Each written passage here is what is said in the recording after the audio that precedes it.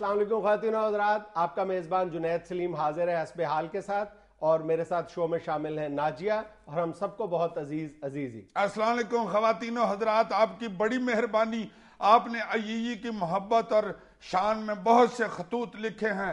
حسب ڈاک میں آپ کو پتہ چل گیا ہوگا کہ یہ دونوں جو ہیں یہ عیی کا توا لگاتے ہیں اور اسے سنپ کرنے کی کوشش کرتے ہیں۔ بات سنو ذرا، مگر آپ نے جو خط میں یہ لکھا ہے نا کہ پھونکوں سے یہ چراغ بجھایا نہ جائے گا، اس سے میرا دل خوش ہو گیا۔ بریک لگاؤ بھائی، کون سے خط تمہیں آ گئے؟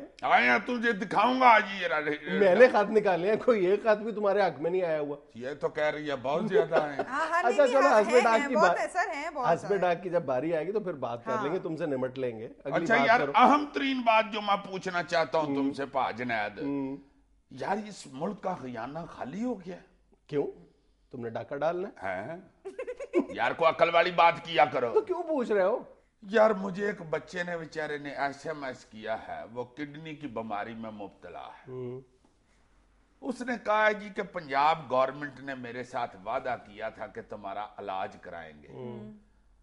اب وہ دڑکی لگا گئی ہے اور میں پڑا ہوا ہوں، مجھے نہ کو دوائی دے کے دینے والا ہے، نہ کو میرا علاج معالجہ ہو رہا ہے۔ خدا کے واسطے یہ گورنمنٹ سے کہیں، پنجاب حکومت سے کہ میرا علاج کرائیں، وہ کہتے ہیں جی خزانے میں پیسہ کوئی نہیں۔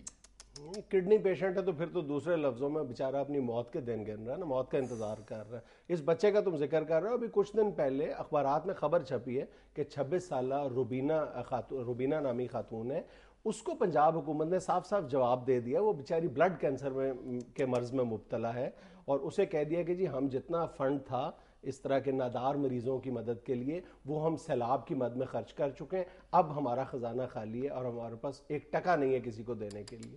مجھے حیرت اس بات پہ ہوتی ہے کہ یہی پنجاب حکومت اور یہی فیڈرل گورنمنٹ کس طرح کوڑا جواب غریب اور نادار لوگوں کو دے دیتی ہے کہ جناب ہمارا خزانہ خالی ہے۔ امراء کے لیے، ارکان اسمبلی کے لیے، بڑے بڑے بیوروکریٹس کے لیے ان کا خزانہ بھرا ہوا ہوتا ہے۔ اس وقت یہ پتہ نہیں کہاں سے حاتم طائی کے دادا بن جاتے ہیں اور یہ دھڑا دھڑ رقومات ان پر خرچ کر دیتے ہیں۔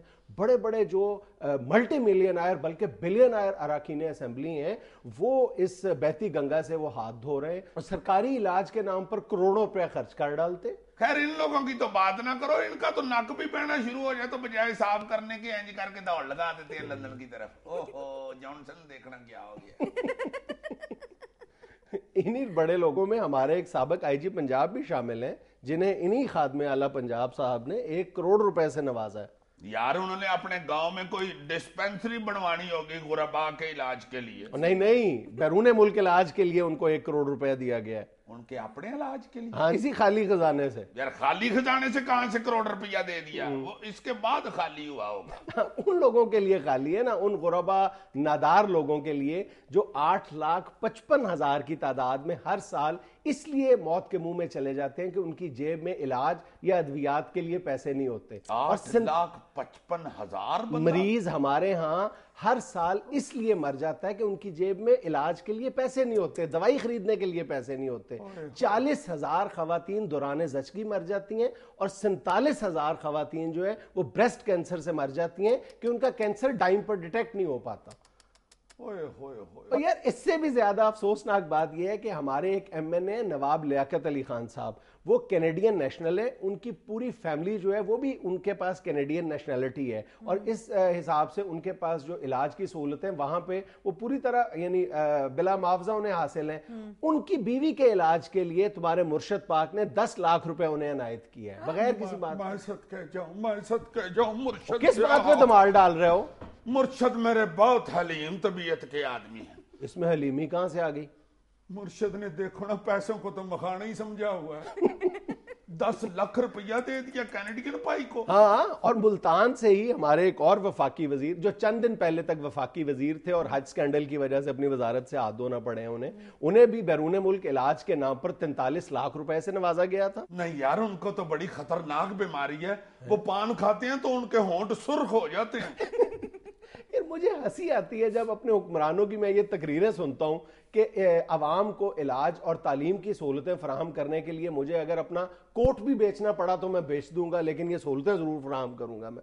یہ کس نے کہا ہے جی؟ یہ اپنے خادم اعلیٰ پنجاب صاحب فرما رہے تھے ایک تقریر کے دوران جوش خطابت میں. اچھا نہیں، وہ بیچ بھی سکتے ہیں، وہ انگلی پہ ٹانگ کے نکل جائیں گے. کوٹ لے لو بھائی، کوٹ لے لو، کوٹ یا نہ لے کے کوٹ میں معطل کر دیں گے. میں دس کوٹ لو.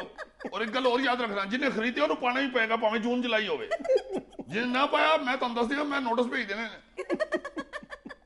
یار تم یہ دیکھو کہ یہ سب کچھ اس ملک میں ہو رہا ہے جہاں پر ایک ڈپٹی سیکٹری کو اس کے علاج کے لیے 54 لاکھ روپے دے دیے جاتے ہیں کہ تم بیرون ملک جاؤ اور آرام سے اطمینان کے ساتھ اپنا علاج کرا کے واپس آؤ. اور اسی ملک میں 47% لوگوں کو علاج معالجے کی سہولت میسر نہیں ہے، اور 37% لوگ ایسے ہیں جن کو اپنی بیماری کے 5 سال بعد تک یہ پتہ ہی نہیں چل پاتا کہ وہ کس موذی مرض میں مبتلا ہے. ان کے پاس چیک اپ کے لیے اور ڈاکٹر کے پاس جانے کے لیے پیسے ہی نہیں ہوتے بیچاروں کے پاس. اور اس طرح کے لاکھوں مریض ہیں اس ملک میں جو بیچارے اپنا علاج کرانے کے لیے یا اپنے گھر والوں کا علاج معالجہ کرانے کے لیے اپنے گردے تک بیچنے پر مجبور ہو جاتے ہیں. ہاں جی ہاں جی ہاں جی بالکل. ایک بندے کو بچانے کے لیے بیچارہ دوسرا بھی منجی پہ پڑ جاتا ہے. یہی کچھ دن پہلے ہم نے ذکر کیا تھا شیخ زید ہاسپٹل میں یہ سہولت چھین لی گئی ہے غریب مریضوں سے مفت ڈائلسس کی. اب وفاقی گورنمنٹ نے جو فنڈ دینا تھا وہ روک لیا تھا. ہاں وہ تمہاری درخواست پر وزیر اعظم پاکستان نے وہ فنڈ تو بحال کر دیا تھا.